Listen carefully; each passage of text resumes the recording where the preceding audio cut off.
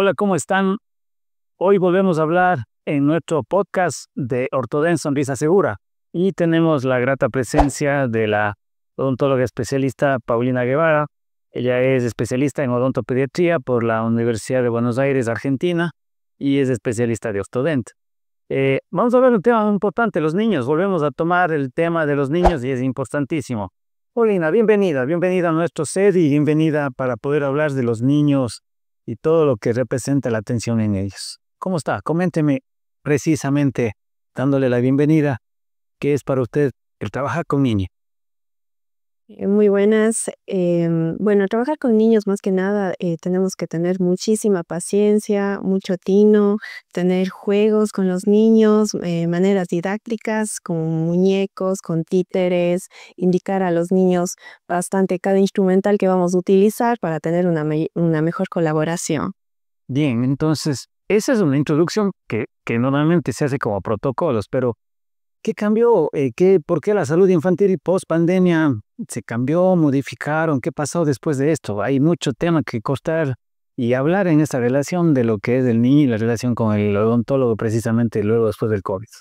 Ya, debido a que ocurrió la pandemia, muchos papás dejaron de supervisar de manera estricta el cuidado de la salud bucal de los niños, de tal manera que también cambiaron los hábitos alimenticios. Entonces, una vez que se acabó la pandemia, regresaron otra vez a la visita con el odontopediatra. Entonces fue ahí cuando nosotros tuvimos que encaminar otra vez a los papás, tanto en los hábitos de higiene bucal, como es explicarles el tipo de cepillo, la técnica de cepillado, la cantidad de pasta, todo dependiendo de cada edad del paciente. Así de tal manera también les explicamos a los padres la importancia que es el conjunto y la unión familiar para que los niños agarren este nuevo hábito.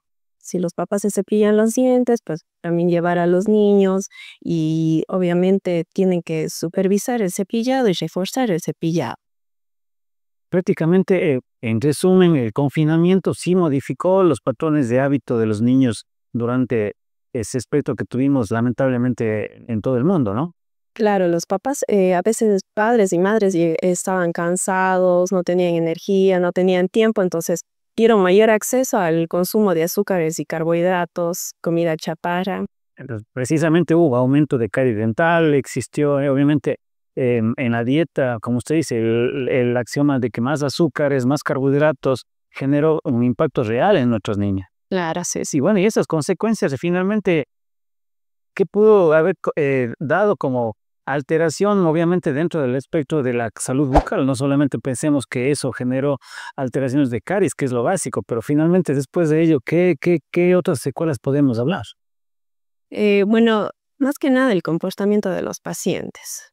Regresar a un ámbito, un contacto con un profesional, sí, también costó un tiempo la adaptación del niño. También podemos ver que no se trató a tiempo por el confinamiento, las malformaciones dentales, a veces tienen dientecitos de más, en los cuales teníamos que hacer algunas cirugías.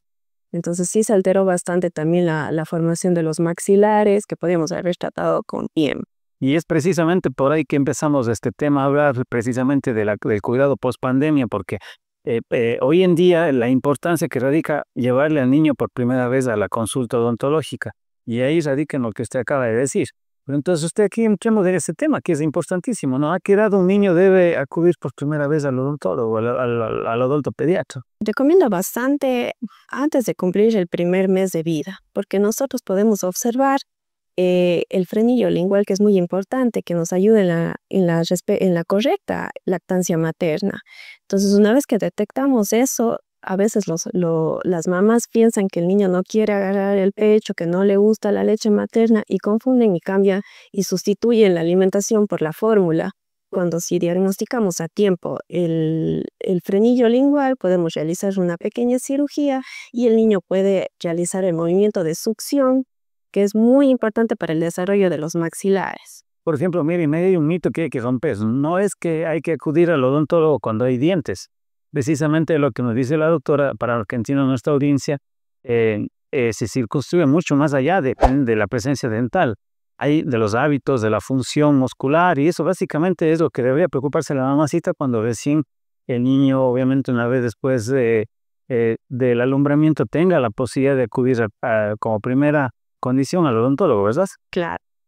Ahora, tomemos en cuenta entonces, luego después del mito de la atención, ¿qué otros cuidados debería tener en este primeros 2 años, 2 años y medio? ¿Qué nos encontramos en esa parte inicial de la atención en los niños más pequeñitos?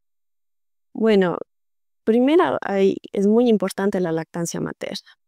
Después, a veces confunden que ya hay que alimentarles, ya poniéndoles un poquito de azúcar, que la leche chocolatada, y eso no se dan cuenta que en la boca queda un ambiente de azúcar completamente, lo que empieza a atacar a las piezas dentales. Tendríamos que pensar en un rol preventivo en el momento de la lactancia, porque la lactancia se entiende, que todos sabemos, al primer año, ¿no? Claro, sobre todo hay unas formas que podemos nosotros limpiar el ambiente de la boca, porque la fórmula también tiene azúcar.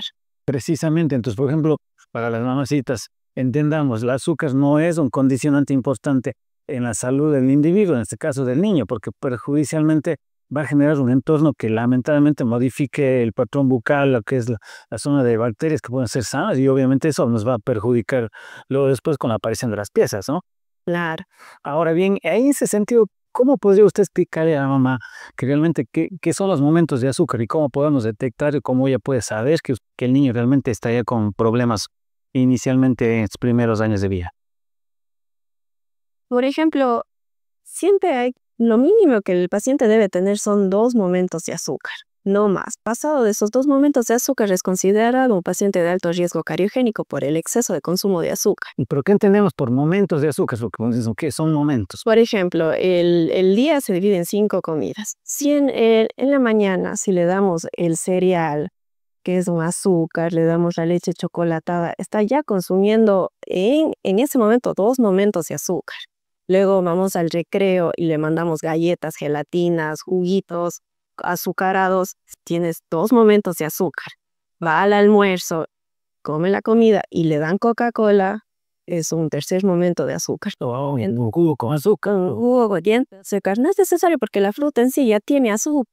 Y si desde pequeños les enseñamos a no consumir el azúcar en todo, el niño no va a tener ningún problema y va a aprender que no es necesario ponerse siempre el azúcar.